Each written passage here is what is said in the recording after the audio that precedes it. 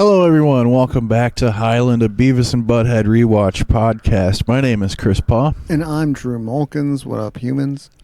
We're here today to talk to you about the short Be All You Can Be. It is the 28th episode overall. It aired on July 5th, 1993. The music videos in this episode, I always fumble that.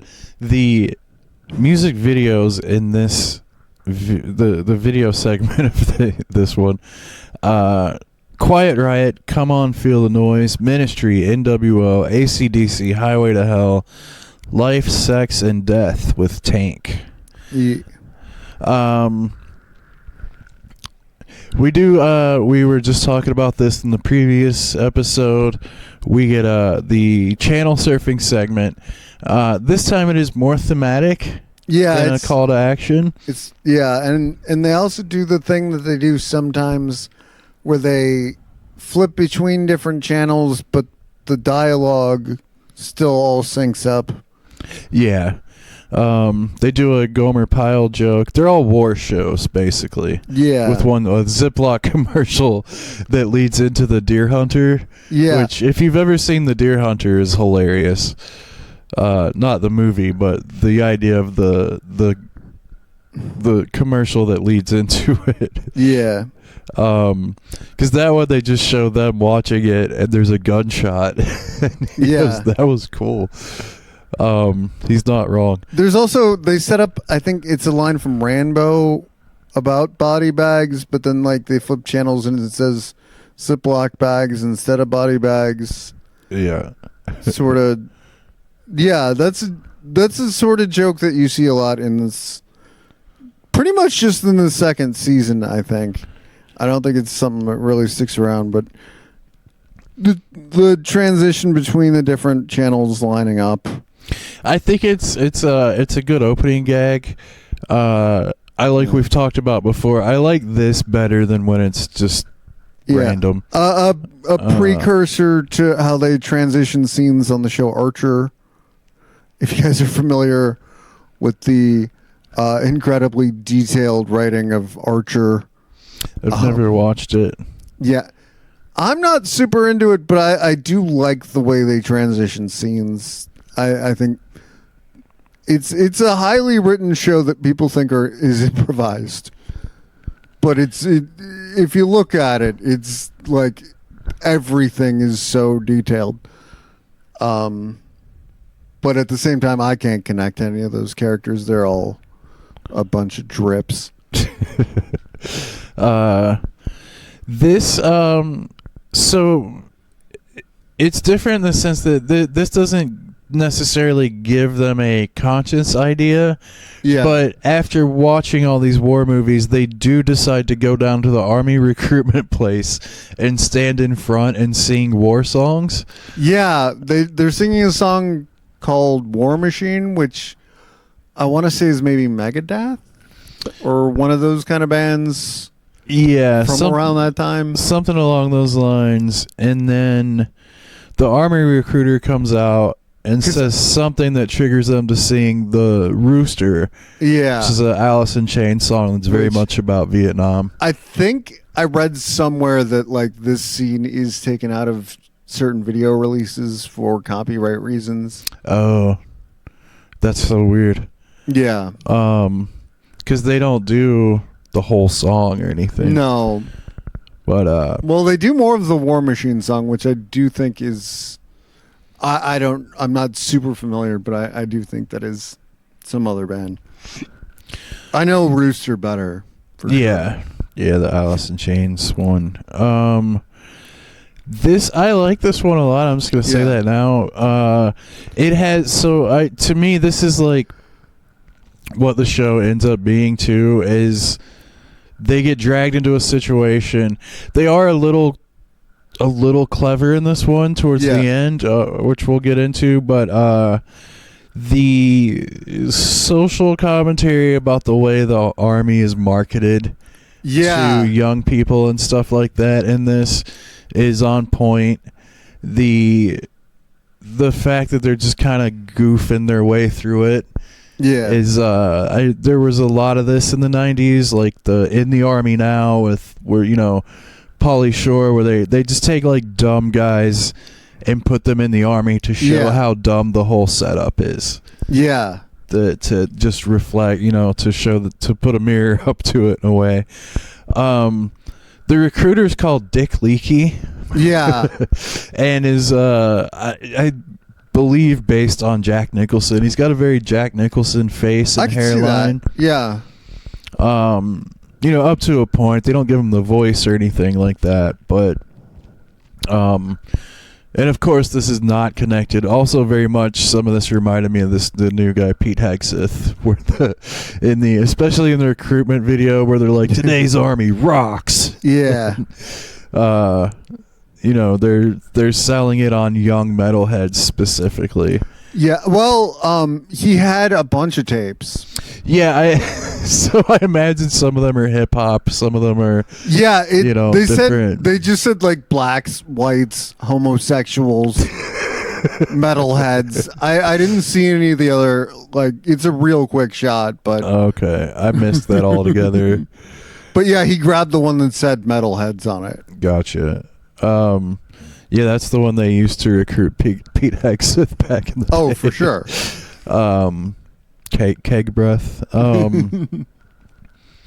So he's telling them about the army, and they find he lures them in with the promise of touching his grenade launcher. Yeah. Which all felt a little dirty. Yeah. Because they're just tapping on the gun, and he goes, "I said you could touch it, not grab it." Dick Leakey, come on, man. Yeah, can't trust a guy named Dick Leakey with your kids. Who can you trust? So then somehow they get a hold of a grenade, and they pull the pin on that. And they're playing hot potato with it. Well, I wanted to talk a little bit more about this heavy metal recruitment video. Okay. Yeah, because they're like, we played heavy metal in the battle of blah blah blah, and the guy gets out of the top of the tank, and someone's there giving him a tattoo. Like, this is so just unrealistic and just, but like. That really is, like, the army doesn't care. They don't care about you. They just want you there. They're going to tell you whatever you want to hear. So it's like, yeah, I think it's a pretty good it's very good of what they do. Yeah, as much as it's unrealistic, it's very honest in a way too. Which is what good comedy does. Yeah, I like that bit, and I wanted to just get in a little more detail there. But yeah, go ahead. They're playing with this grenade, and that's a weird animation sequence because he's yelling like it's very dramatic, but then he stands there for like a full 5 seconds before he says something again. Yeah. And then that's when he gets the grenade from them and throws it outside. And the funniest thing to me here is it explodes and Butt-Head goes, "That was cool."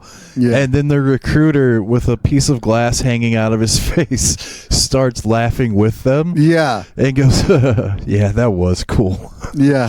So you get just the army it's a on their wavelength. The army recruiters very much with them. So then he's like, "I figure you boys owe me one." Mm-hmm. So he pushes even harder to get them to join up after they've exploded a live grenade. Yeah. And pulls a gun out on him. He's holding a gun. He cocks the gun, and they still they're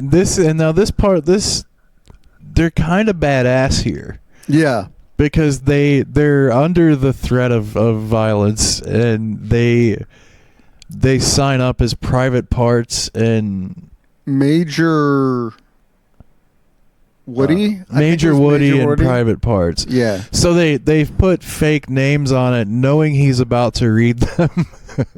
And then they have to run away. Yeah. I was getting geared up for a whole chase sequence here, but that's not what happened. They went to a music video. Yeah, he wasn't fast enough, and clearly his gun wasn't loaded. Yeah, so he starts shooting at him, and it just keeps clicking. Just clicks. Yeah. And you get the smartest Beavis and Butt-Head have ever been on when they come back from those music videos, because Butt-Head says, "What did you get?" "I got his grenades," and he goes, "I got his bullets." Yeah. So they emptied the bullets out of the gun. At some point during their time in the office, if you just assume they were dumb and they just wanted the bullets, it works. Mm-hmm. But you could also imagine they knew this guy was going to eventually shoot at them just because they are who they are. So they unloaded the gun. But now that I say it out loud, they probably just wanted the bullets because they thought it was cool. They just got lucky. Yeah. Yeah, so they kind of end the episode with them throwing the grenade back and forth and fade to black before it explodes. You do hear Beavis just go, "Ow!" when the live grenade explodes on him. Considering how big the other explosion was, it's kind of... But it's very, Wile E. Coyote. Yeah. At the end there. I almost expected another shot of them just sort of like, their hair blown back and like some dark patches or explosive kind of I thought animation. there was a shot like that, but I don't know. I thought it just went to black and then into a music video. Oh, maybe. Tell me if I'm wrong in the comments. Yeah. So that's Be All You Can Be. I want to mention I did call this the season finale in an earlier video. There's some different sources as to whether this aired first or Friday night aired first. We're throwing this one out here now.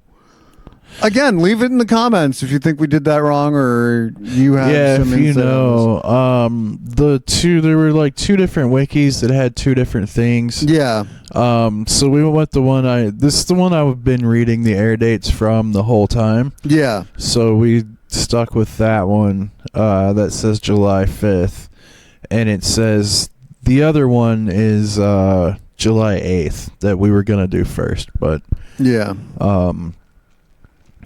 I don't know what else to say about this one. I like it a lot. Yeah, it's fun. It's a fun one. It's got the social or like political commentary done very well. And I think this character interacts well with Beavis and Butt-Head. Yeah, he's on their level in some way. Yeah. He's just the grown-up version of it, the army recruiter version. Yeah. I love that he looks like Jack Nicholson because it's the 90s and Jack Nicholson was doing, A Few Good Men and all those kind of movies. And his voice reminds me of the guy from Full Metal Jacket. I don't know if it is the same guy. They put a little Army Early in there too. Yeah. That guy does a lot of voice work and plays a lot of military guys on cartoons. Yeah. So maybe that is him. I'm not sure. Yeah, this would have been a time period he was doing that too. Yeah. Between this and Frighteners, and he's a sheriff in one of the Texas Chainsaw remakes. Yeah. Great actor. Frighteners is probably my favorite out of those. He's one of the ghosts that are constantly hassling Michael J. Fox. That does sound like fun. Yeah. That's actually a really fun movie. Get a recommendation for Frighteners during the show. The music videos, although they are connected thematically, none of them were great. It is always fun. They'd get an AC/DC video in here. Yeah. And the boys are pretty quiet because they're just because they actually like this There's one. an important line in there, though, where they're talking about how AC/DC has been wearing the same outfits when they perform. for years. And they're like, yeah, well, we wear the same clothes. I've been wearing this shirt for 6 months. So you get kind of an in-universe explanation on why they always wear these. Yeah. That's what their heroes do. Yep. And I liked Butt-Head doing the singing during the Ministry video where he's like, yeah. So that was fun. The videos were good. They're all kind of like good, decent songs and stuff too. So there weren't any gags that stood out for me during that. But again, I do like, they have one called Tank. And then, there's New World Order. These are very much like connected to the episode too. Yeah. Where are we at here? Let's do ratings. I'll go 4 stars. I like this one. I really enjoyed this one. I'm gonna go 4.5. Okay. Because this is like not the very end, like right near the end of season 2. Between this and the last Tom Anderson one, I feel like this is modern, or not modern, but like this is fully realized Beavis and Butt-Head. Yeah, we're getting there.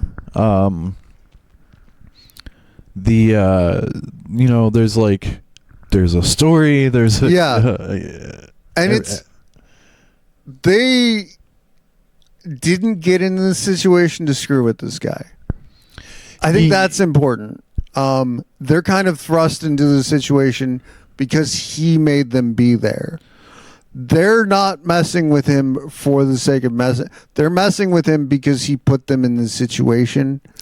Yeah, this one's on him. This is all on the recruiter for bringing these two idiots in there having a live grenade. They're not like, this isn't just malicious Beavis and Butt-Head. This is Beavis and Butt-Head in a situation. And I think that's an important distinction, and more so the Beavis and Butt-Head that we'll see moving forward, especially past season 3. I think season 4 is kind of a new genesis for the show in a way. I did read in the wiki that this episode, maybe it is the final one for this season, because it said after this is one of the last ones they used the previous animation techniques. Yeah. And they go with the Korean studio starting in season 3. Yeah. So yeah, this is the last like sort of crude animation one. And as much as they're like, they've kind of got it nailed by this point. Yeah. 3 is still a bit cruder than 4. But from 4 on, it's pretty homogenized. So we got a pretty good episode here. Yeah. I like this one. Be all you can be. I think that's it for this one. Thank you. Drive through.